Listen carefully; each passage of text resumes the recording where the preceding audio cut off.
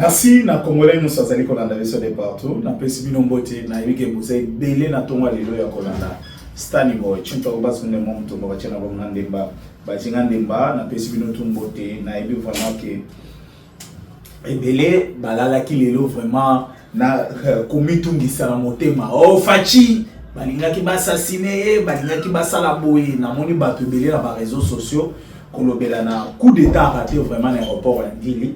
Mais toko solo la mon émission na biso lelo bokoyeba pourquoi ces coups d'état là, pourquoi ça a raté, et les ennemis de la République démocratique du Congo pe côté bavanda ki balobaki lelo et sili lelo vraiment et sili to zuye lelo soki to zuye te donc les dernière film parce que les ennemis de to zali ko continuer koloba les ennemis ba l'embité bazo continuer pe ko multiplier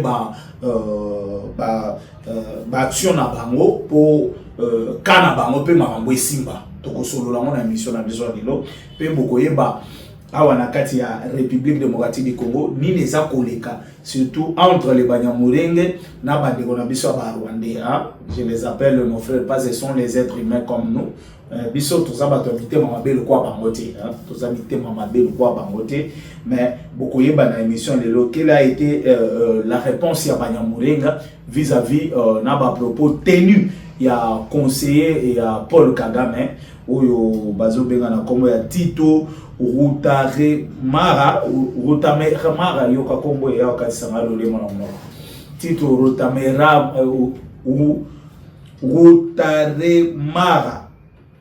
Tito Rutaremara donc na kageka ka Tito bino boyo ka Tito Rutaremara na e ya bukisanga lolemo ya kataranga na suka kuna pamba.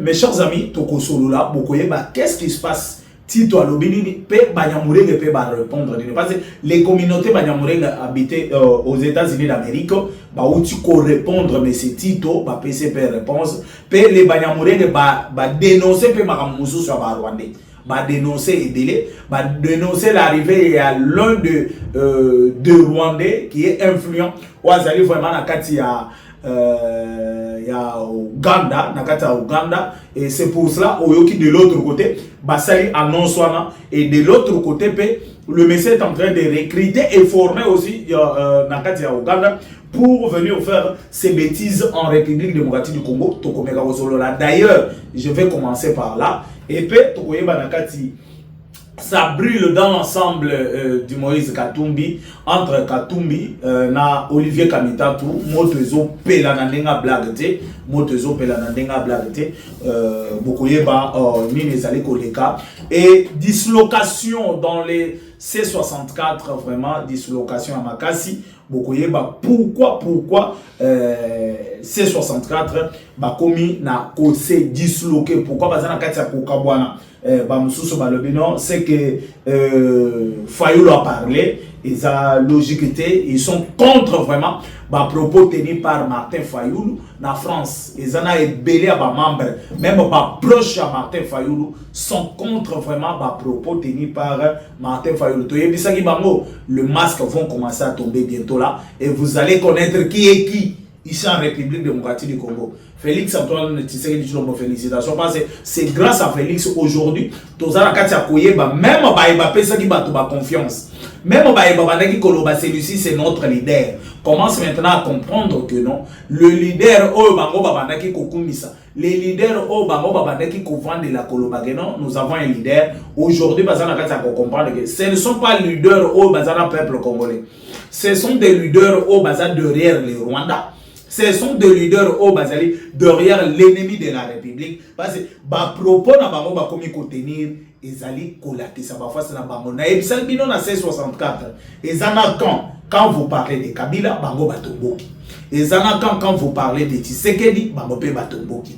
Donc je ne sais pas c'est quelle sorte de l'opposition au bango bazali ko sala mais to komeka ko solo lango na émission na biso lelo mais na kosenga na bino ba congolais tout beau liker vous allez ébeler vraiment beau liker beau aimer émission beau partager émission vous allez vraiment ébeler surtout vos commentaires le dit première personne au bas commentaire boyebi lo lenge to kendaka to moi libanga ezanga raté je commence d'abord avec le dossier de monsieur Tito Routamera Ouazali, les conseillers à Paul Kagame. Un PP, je l'appelle un PP, de 84 ans. Donc, Azama, c'est à Pépé Mbosso, ici en République démocratique du Congo. Et les propos que Pépé Mbosso ne peut pas tenir, c'est le Rwanda. C'est ce que ce papa-là a fait. C'est ce que Pépé a sali. Pépé a sali à tenir ma propos. Pourquoi ces propos-là, dans le moment où Bitumba est allé entre le Rwanda et la République démocratique du Congo? Parce que la plupart des Congolais, Bazali conseille déjà le chef de l'État qu'on attaque le Rwanda. Toi, attaquer le Rwanda, c'est quoi? Pour que Pépé ne soit pas vendu à Kimiate dans le Rwanda, il va comprendre. Parce que les Banyamuré, aux États-Unis, partout dans le monde, Baouti, qu'on contredire ces papas-là. Baouti, côté les propos. Parce que selon les Banyamuré, Balonga na Rwanda na Sengote. Les Banyamuré n'ont pas quitté le Rwanda parce que d'autres personnes peuvent dire que non, c'est-à-dire au comité qu'on défend les Banyamuré. Non, je ne les défends pas. Je ne les défends pas. Mais les Banyamuré ont compris aujourd'hui qu'avec Félix Antoine Tshisekedi, Bavadi na Kimia. Mais Batu Bazali Kopé Sabango Kimia te Ezaka Kabade Konabango. Bazaria Soroberwa, Moïse Nyarugabu, Freddy Kaniki. Vous avez suivi les propos de Freddy Kaniki, la conférence de presse à Salaki Lobi.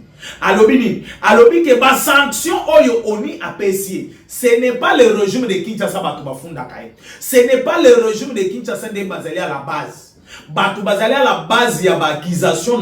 Ce sont les Banyamurenge qui sont aux États-Unis. Accusation nyonso Bazali Kofunda. Mais il faut faire beaucoup d'attention. Les Banyamurenge bakoki koza la bazo jouer biso je kizengi. Les Banyamurenge bakoza la bazo mais mabiso na je moko kizengi. Il faut faire beaucoup d'attention. Tokoki kopesa bango vraiment raison et belete. Tokoki komema bango kopesa bango ba importance de tolo bageno. Voilà les Banyamurenge nega ba telebeni Tito ba telebeni neni. Non, il faut faire beaucoup d'attention. Il faut faire beaucoup d'attention. Mouta, bonjour, je vous suis depuis Paris. Banegotou ya Paris, na pesi binombote, na pesi mbote na papa Olivier na madame, vraiment na pesi binombote bisera bozali, ba bisera lobi vraiment bo discuter ah non, madame yo zo gama na ndegeli. Ozama na ndegeli, mais c'est Olivier la naïté, les femmes ont été toujours comme ça.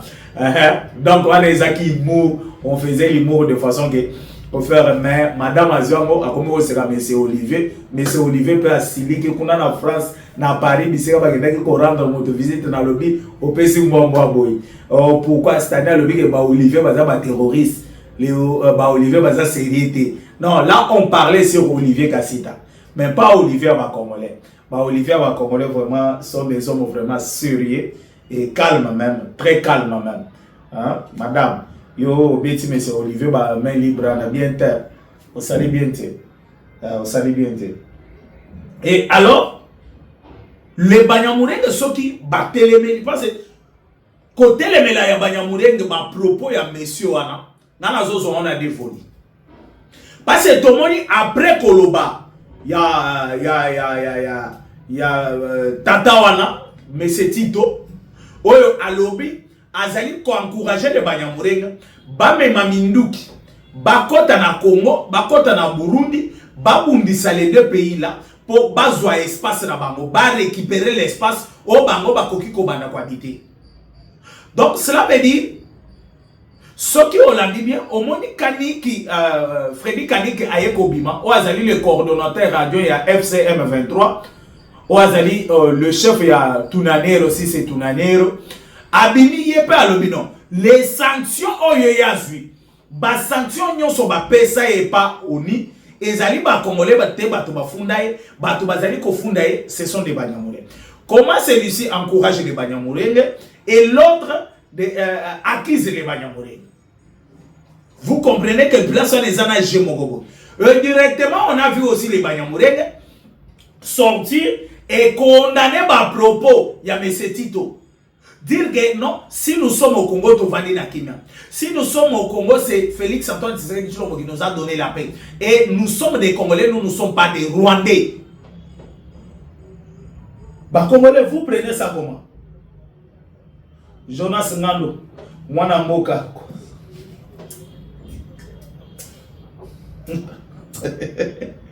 Bon comprendre oyo Jonas oyo azalaka membre ya M23 ye azalaka na Goma. Azalaka na Goma soki boladi ba commentaire na ye azalaka mutu avandaka na Goma Jonas Ngandu azwa ba Rwandais bazoka mingi ba kombo ba Congolais. Soko tali ba Rwandais bazoka ba kombo ba Congo pe bazoka ba kombo ya Baluba. Ce sont les deux provinces de ba Rwandais balinga kokozwa ba kombo na bango mingi po ba yebeke ba kocha bango kate. Net Jonas Ngandu Zolando eza kombo Baluba mais c'est Rwandais. Aza Rwandais vraiment ya makasi. Rwandais vraiment ya makasi. C'est un Rwandais vraiment nazo yebisabino que Rwandais. Ya kota kaka na ba commentaire boye. Omoni a commenter kaka pona ko décourager ba Congolais. C'est un Rwandais. Membre ya M23 vraiment ya makasi. Mes chers amis, ce qui Hollandi sikoyo, au komona ke batona balobi deux langages et ça différent. Oyo azali ko encourager les Banyamurenga basimba binduki, baboto la mabele na bango tout ce qu'il a dit. Et l'autre azali ko accuser les Banyamurenga ke bango nde baza à la base ya ba sanction ya sui. Tolanda ki pe les Banyamurenga na mikolo ele kaka. Les Banyamurenga baloba bango kokufa bazo kufa parce que na yebisa kabino na ba émission passée le Banyamurenga il y avait une fois oyo basala ba pétition na bango ba kenda ko déposer na Maison Blanche ba déposer na ONU pona koloba keno kokufa tozo kufa oyo tozo kufa na volonté na bisoté ce n'est pas tu sais que ni mutozo bomisa biso batu bazo bomisa biso eza bandeko na biso ba Moïse Nyarugabu ba Zaria Solobero en complicité avec Paul Kagame. Ba portaka plainte depuis longtemps. Ba kendaka ko se plaindre na Washington depuis longtemps. Ya ke bande kwa na bazo bomisa biso. Bande kwa na baza la base. Baza la base ya makambo tozali ko vivre à l'est de la République. Mais lelo to moni tata wana Tito Abimi encourager les Banyamurenga basimba binduki basala boy. Tomoni Balamoko, le président est parti, comment on appelle le nom du parti, ouais, Zali côté les là-bas propos. Tomoni pe Freddy Kanyuka Abimi, alobi, que non, ba sanction ya Zali ko subir les lots, et ça Banyamurenga ne basa la base. Déco, place on a la côté na confusion vraiment ya makas. Place on a la côté na confusion ya makas. De un.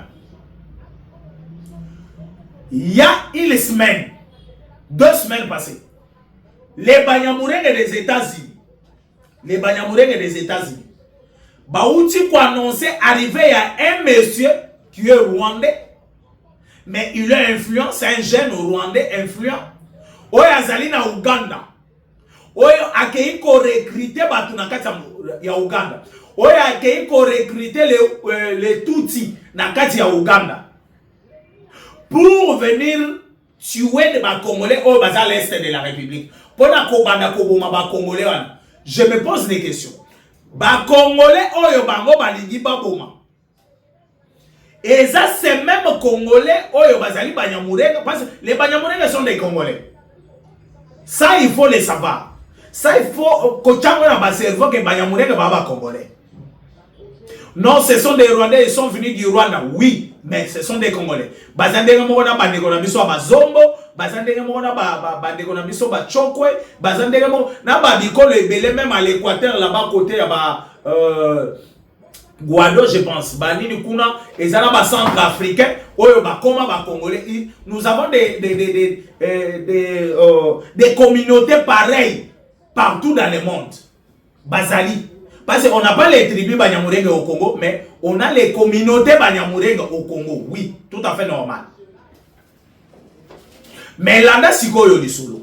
Le monsieur à l'ONU aux États-Unis a recruté, selon les informations de notre possession, il faut à Kotana Congo, à Banako Boma ba Congolais. Bakotana Batona Babanako Kata ba Congolais bitou. De l'autre côté, c'est papa là qui sort pour dire que non, Tito, Pepe Tito, abimi pona koloba que non, il faut Banyamurenga basimba binduki, babanda ko se venger pona ba mabele na bango, zana kati ya Congo. Place wana nde Congolais, on met qu'à tirer quand même tension dans la place, on en a expliqué au bien. Comme Kagame alobaka tout le temps, que na koti na Congo pour na protéger les Banyamulenge. Comme na bamakambu nyon c'est les gars l'Est de la République, FDLR, Boyenabo, nyon soit na bakangi et pas comité international, azali sousune lo kwa koki kolobate. Azali sousuna défense sa koki kopesate. Kagame a monté maintenant deuxième chose. Comme il est venu protéger les Banyamulenge, ce papa-là a tenu des propos. Il a tenu des propos à partir de Rwanda. Il y a que Banyamulenge aussi Mabinduki. De façon que le Banyamulenge, quand l'autre Oyahouti États-Unis a allé recruter, ce qui a côté a bandi Koboma Banyamulenge. Là, Kagame va avoir raison. Il y a Kozwa Berana Kolati Samona régime à Congo que non. Tala bakomi Koboma Banyamurenga parce que si tu avais tenu des propos ya Kolobana Banyamurenga, Basimba Mindu qui va défendre Mabele na bango, il y a moins le régime de Kinshasa et komi Koboma Banyamurenga. Vous comprenez maintenant? Baje o bango bazali ko jouer ya banamike. Baje bazali ko jouer ya banamike, baje ya banamike. Oyo aya zo recruter batu, bakota na Congo babanda koboma.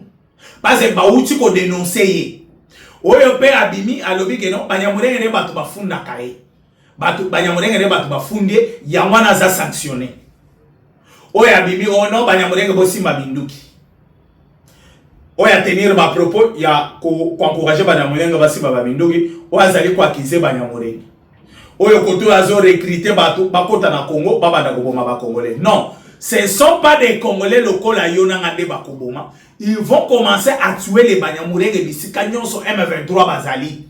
Et maintenant bazo boma Banyamulenge bakozwa ba image ba memeli en comité international soit disant que talandenge bazo boma biso na kati ya Congo parce que le monsieur atenaki ba propos ya koloba Banyamulenge basimba binduki ya mwana ba Congolais batelemi ba FARDC batelemi ba wazalendo batelemi bakomi koboma Banyamulenge. Oyo ki plan na banga bana mike. Deko nanga Eli. Deko nanga Eli, merci beaucoup Eli. Ouais toi uchi toi ku base. Mais ndeko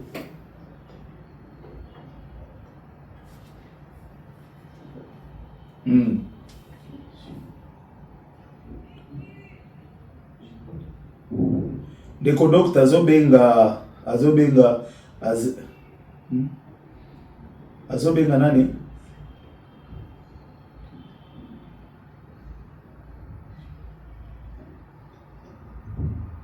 Azobenga Eli mo na émission na merci beaucoup. Na meke ko comprendre bien te ndeko Eli komelanga bien. Marcus Kamba, merci Marcus Kamba, président Stani Boy Wakundemba. Merci beaucoup Marcus Kamba, Wazalendo, autrement appelé Wazalendo. Na peso pe mbote bisika ozali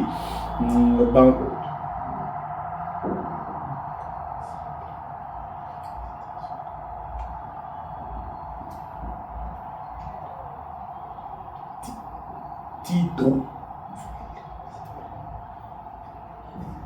Oui, Tito voulait simplement féliciter les recrutements. Merci beaucoup. Jean Mwamba, merci. Bonjour. Mwana Mboka Stani, je vous suis depuis Algérie. Merci beaucoup. Badegoto et Algérie. Dieu te bénisse. Merci. Merci. Tito Ndengema, bonjour. Mozalendo. Depuis Luanda, Kwetu Kakujimini, merci beaucoup. Badegoto ya Luanda, nazali vraiment nabino ensemble. Mais pour comprendre si koyo le plan, il y a ma propos tenu par ces papas-là. Pour comprendre si koyo le plan, oyo bango bazali commenter. Ndeko, eza match tozali kobeta. Au moins même des Rwandais, babimi na ba réseaux sociaux basali ko yebisa bino que non, les chefs de l'État sont na Zanzibar. Ake na Tanzanie. Mais ozoyo ka bango babimi na Dar es Salaam plutôt. Mais ozoyo ka bango babimi ono Tshisekedi ake na Kenya pour na kokutana na William Ruto pour a faciliter bakutana na Kabila ou Ruto atindie d'Afrique du Sud yamana guerre d'Afrique du Sud kokutana na Tabombeki mais soko tali les images, le chef de l'État est arrivé depuis hier soir na Boutouana na parce il a quitté ici notamment Erboyoki babiloko buzo ba aéroport non coup d'état il nga ke salema et aussi maté, je vous dis que aussi maté na kokoma kona je vais vous expliquer. Abimi, le chef de l'État est sorti ici. Balakisi est déjà aux alentours, il y a 20h, Banin, Azalaki déjà na mboka oyaki. Mais, Toyoki ba Rwanda, Babimi na kati ya réseaux sociaux, non, akeye na Kenya kokutana na William Ruto, pour Ruto a facilité, akutana na Kabila, yamana Ruto atindie na Kenya, na nini na Afrique du Sud, présentement, tu sais que dans la kati ya Afrique du Sud, c'est faux. Des fausses informations. Des fausses informations. Tu sais que la guerre de Oluka Kabila sur base de quoi? Ceux qui ont moni match les obétants. Bon, mais minganga, avant de Moupanza Saliko travailler match. Capitaine de l'équipe au Basaliko Beta ou bien coach à l'équipe au Basaliko Beta, c'est Paul Kagame. Capitaine de l'équipe Kabila. Match les obétants, manganga, moni match et indi baso poula. Nangala asengi malamoko Varese à côté de la terre. Parce que c'est papa là que vous avez vu ou à tenir ma propos ya Bouzobana. Papa na azali conseiller spécial ya Paul Kagame. Tout ce que Kagame asala ka ya mabe, ba conseiller uta ka ipata tawana. So comme ni tatana komi kobima na média, cela veut dire que c'est fini pour le Rwanda, c'est fini pour le régime de Paul Kagame. Ce régime là, puissance na mwesi. Bonjour Ndeko, beaucoup mais la bisera Bozali, Ndeko nanga depuis Algérie, Ndeko Algérie vraiment, na sepene na bino Jean Mabundu, Jean Mabundu, merci beaucoup Jean Mabundu. Depuis l'Algérie, bisera Bozali kolanda biso Ndeko tout ya Algérie, jour nini na pena beta tour l'Algérie, na gendo mona pe Algérie. Na betata turu kaka problème ti tokoyaka mais bola eke miso bola eke non moni c'est papa la komi kobima bongo donc cela veut dire que basuki kosuka vraiment ya kosuka ya dernière ya kosuka ya mwana elobande konanga shushumi yake ya dernière ya kosuka ya suka vraiment ya suka. Et bon, moi, je vais orchestrer déjà vos recrutements à niveau ya Ouganda. Pendant qu'on compte ça bateau à partir de Bunagana, Bayati na Minembwe na haut plateau de Minembwe. Pendant qu'on banda koboma les Banyamulenge et les Banyamulenge qui sont aussi aux États-Unis batimbeliam. Balobi il faut que le gouvernement na biso ba fongola miso. Il faut que le gouvernement na biso ba la vigilance.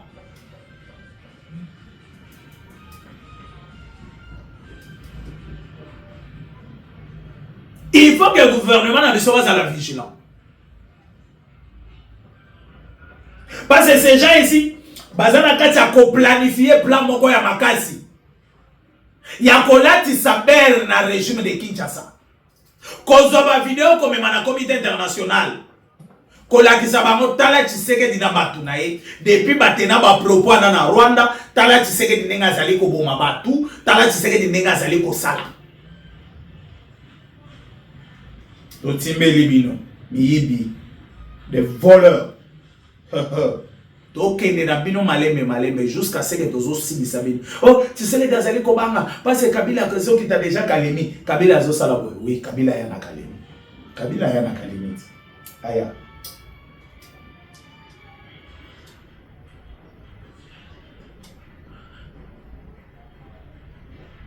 Oui, merci beaucoup Nekonanga Eli depuis la ville de Likasi dans la province du Haut-Katanga. Merci beaucoup partout où vous nous suivez. Vraiment, je suis très content de voir vraiment les Congolais Bavandi. Vous allez vraiment commenter sur ce qui se passe en République démocratique du Congo. Et Ndeko, awa tozo solo na bino eloko na voye bisabino ke bon meka ko tomber na piège ya bandeko na ti. Bon meka ko tomber na piège ya batata wana te. Awa tozo solo la nabino. Awa toza na kati ya solo la nabino. La République démocratique du Congo baza na kati ya koyeba face ya moto nyonso. Ya koyeba face ya tout Congolais. Koyeba face ya qui est qui dans ce pays. Parfois quand on disait aux gens nous avons comment on les appelle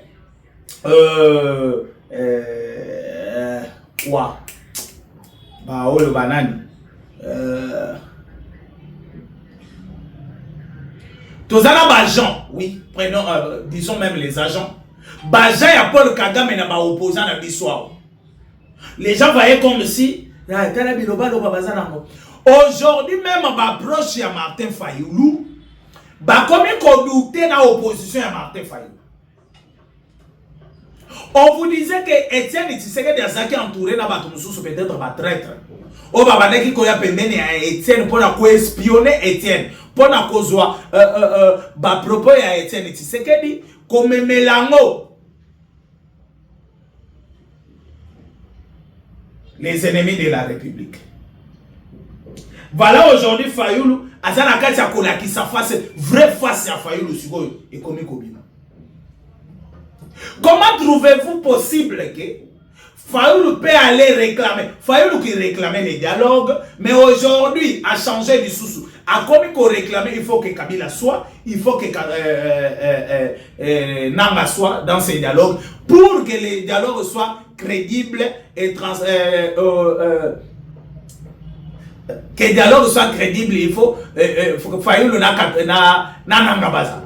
Donc ce sont les deux opposants. Oyo Fayulu a moni moyen ya kosengela bazala na kati ya dialogue ezali Kabila na Nanga, il faut bazala na dialogue.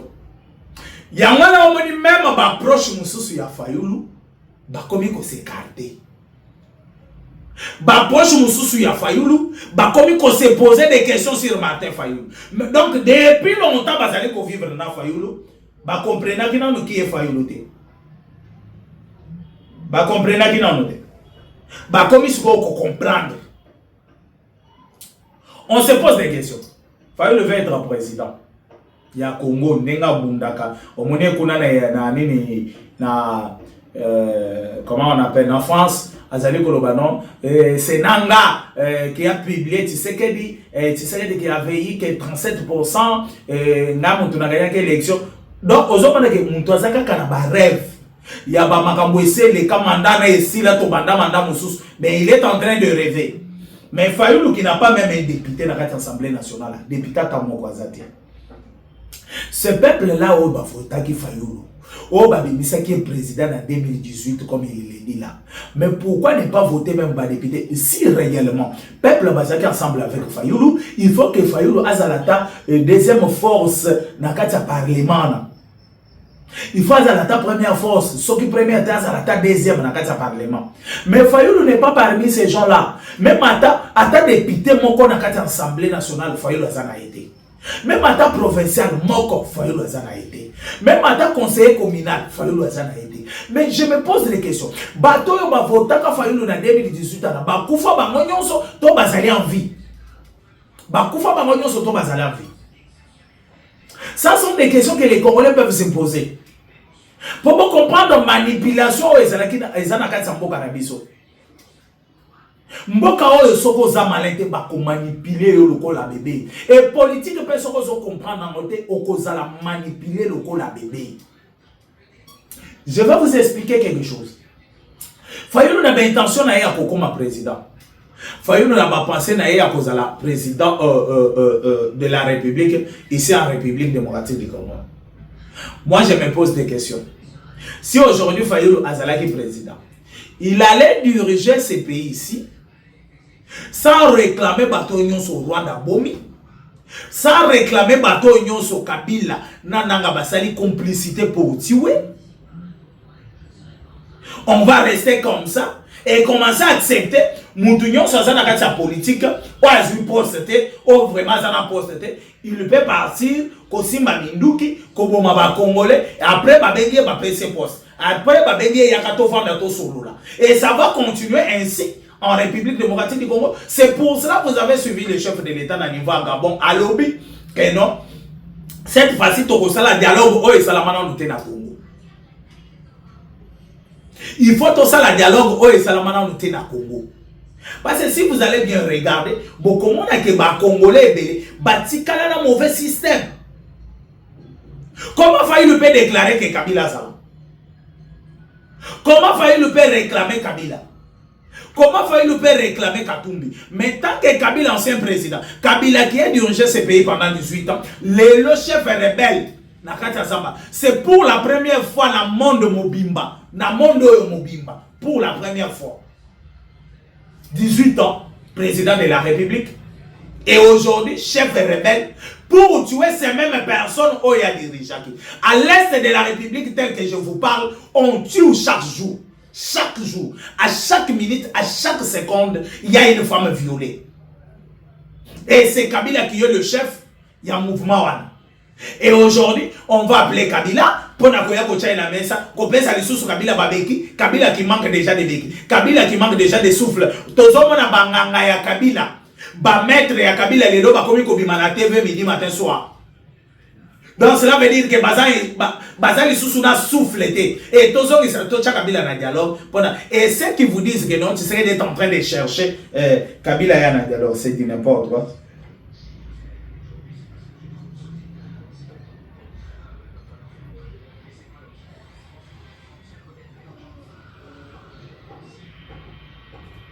Et c'est ça.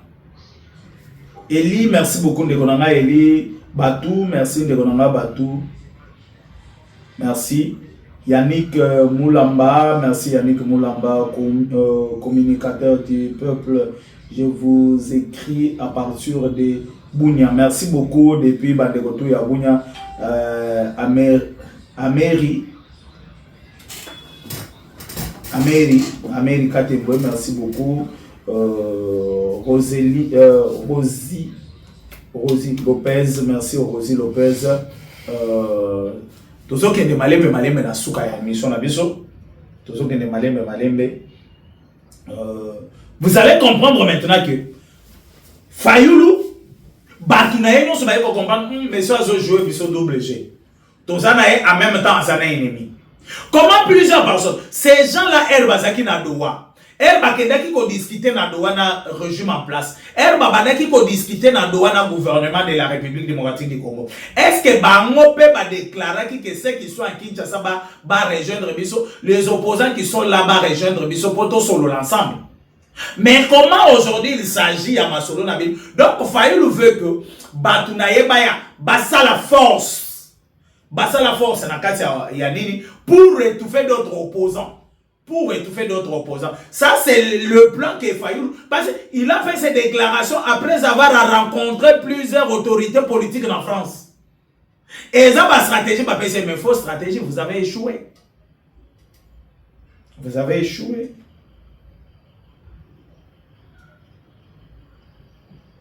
Et il y a un moni Kamita,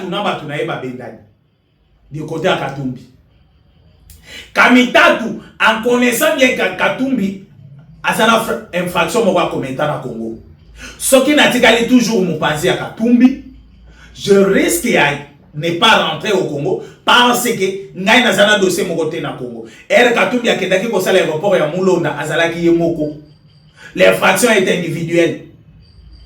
Katumbi a quitté pour ça l'aéroport wana a contacté Kingaite. Attention qui a contacté Kinga, c'est de lui le maître de jeu. Maître de jeu, c'est Katumbi. Mes amis, likez-moi l'émission. Likez-moi l'émission, partagez-moi l'émission. Binotu Oyo, vous allez Kolanda Stanley Boy partout, vous commentez l'émission, vous allez vraiment aider. Non, Moni Kamita, tu as compris que bateau baza une infraction à Congo. Au moins, bandi, na Salmon. Na uchi Kolanda moko batunaye, monsieur Hervé Diakese. Ouais, lobby vraiment sorti mon ensemble moko tomboli ngongo lisusu sire Kamitatu. Akokuta na bam.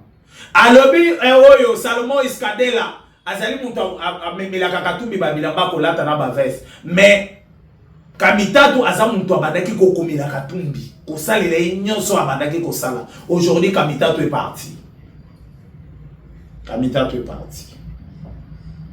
Moïse Katumbi va rester avec qui? Parce que selon Diaké Salobi que l'ensemble de la République, Moutou Lussoussou ya co-raisonner politique boyazati. Moutou Lussoussou a co-raisonner politique azati.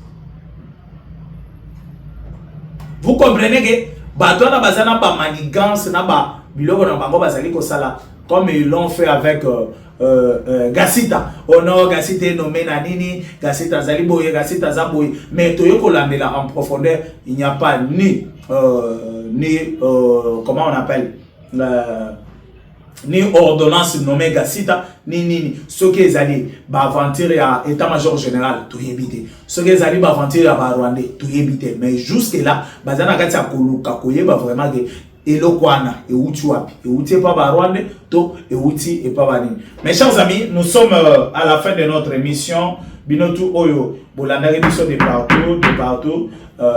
Bon mekako like émission, bon partager émission na bino, bon aimer émission. Mon numéro E plus 243 82 75 76 085 plus 243 82 75 76 085. Ciao.